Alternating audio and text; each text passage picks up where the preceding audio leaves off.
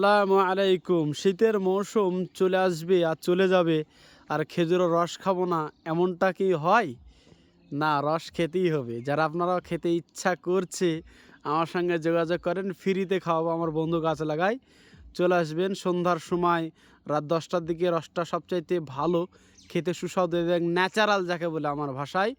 একদম দেশি, কোনো ভেজাল মুক্ত রস পাবেন। আর সকালে খেলে তো সারা রাত্রি রস পড়বে, তারপর খাবেন, এটাও ভালো, কোনো সমস্যা নাই। যেহেতু আজকে শুকনো কাঠের রস খেতে এসেছি, দেখেন কালার, দেখেন গাছে এখনও রস আছে। আমি পাড়ি দেখি একটা, এটা আমার বন্ধুকে, এটা তো এমনি হেঁটেই উঠা যাচ্ছে। আহ মাশাআল্লাহ, এটা গাছটা কি আসলে বন্ধুর আমার নাকি বুঝতে পারছি না।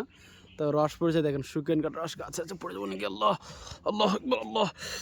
শু পড়ে আছি তো, ওই জন্য একটু ভয় ভয় মনে হচ্ছে, নাহলে গাছে আমি ভালোই উঠতে পারি।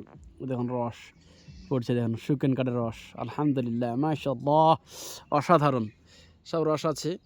এই দেখেন লাল টকটক করছে একদম রস, দেখতেও যেমন সুন্দর, খেতে তো সুস্বাদু হবেই আলহামদুলিল্লাহ।